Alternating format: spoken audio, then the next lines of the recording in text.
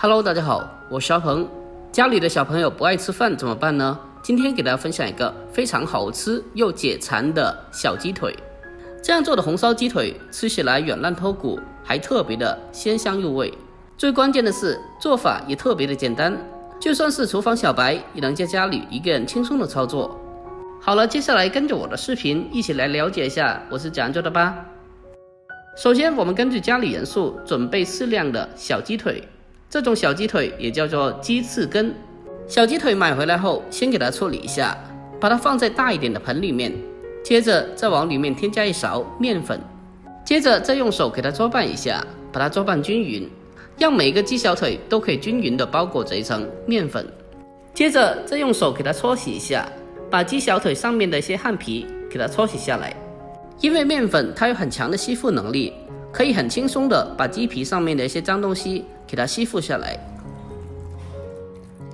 我们将小鸡腿用力的搓洗2分钟之后，接着再往里面添加满清水，给它清洗一下，给它不停的搓洗一下，把小鸡腿上面的一些面粉给它清理下来。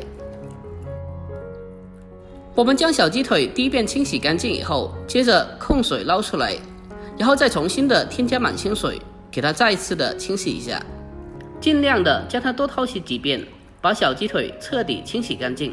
这样的话，小鸡腿就清洗的特别干净了。我们将小鸡腿彻底清洗干净以后，接着先给它控水捞出来备用。接下来再准备少许的生姜，把它改刀切成薄片。姜片切好以后，再准备少许的小葱，给它打成葱结。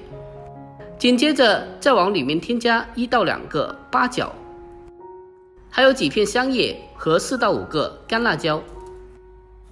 接下来我们再准备少许的小葱，将它改刀切成小葱花。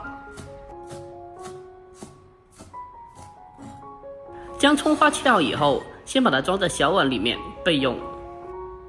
接下来锅中烧水，将小鸡腿冷水放进锅中，给它焯水一下，往里面添加少许的料酒，去腥增香。小鸡腿在焯水的时候，一定要将它冷水放进锅中，这样的话可以随着温度升高，将小鸡腿里面的血水由里到外的慢慢的逼出来。等到水烧开以后，我们来看一下，可以看得到上面漂浮着非常多的血沫，这些都是腥味的主要来源之一。这个时候我们再用勺子将血沫给它打除干净。在焯水的过程中，用勺子给它轻轻的搅动一下，让小鸡腿可以受热均匀。另外，小鸡腿焯水的时间也不需要太久，大概是3分钟左右，将小鸡腿焯熟就可以了。我们将小鸡腿焯水3分钟以后，接着再用漏勺给它控水捞出来，先放在盘中备用。接下来锅中添加少许的油，然后再往里面添加1小把的冰糖，用小火给它慢慢的翻炒一下，将冰糖给它炒化。在这里需要注意，炒糖色的时候一定要开小火给它慢慢的翻炒。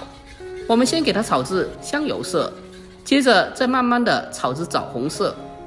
好了，这时候我们立刻的将鸡腿给它倒进锅中，再用锅铲给它快速的翻炒均匀，把小鸡腿翻炒至上色。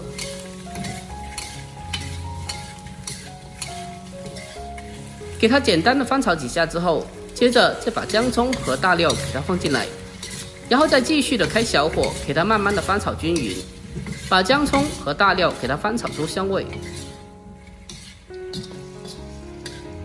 将它炒香以后，接着再往里面添加适量的开水。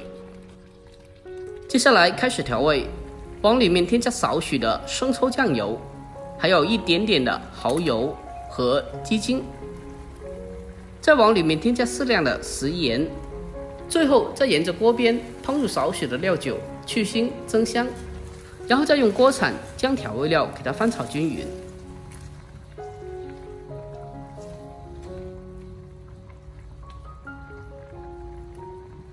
调味过后，我们再扣上盖子，调为中火，给它烧8分钟左右。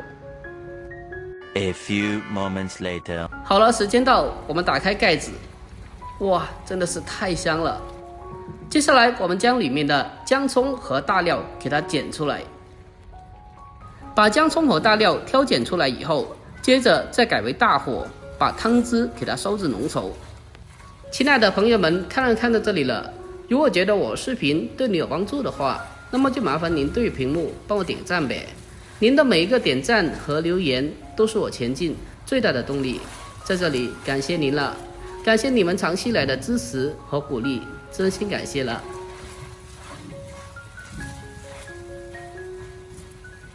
最后在出锅前，我们再往里面添加少许的尾油，再一次的给它简单的翻炒几下，把它翻炒均匀，就差不多可以出锅了。接下来关火，把小鸡腿给它摆入盘中，再往上面撒上少许的小葱花，点缀一下就可以了。就这样，这道非常好吃的红烧鸡腿就已经制作完成啦。这样做的小鸡腿色泽红亮，软烂脱骨，特别的鲜香入味。每次做上这么一道菜，我家的小朋友只要一出锅，马上口水就流下来了。如果您也喜欢这道菜的话，可以收藏起来，改天也试做一下。好了，今天视频就到这里，喜欢的记得点赞、关注、留言并转发哦。我们下期再见吧，拜拜。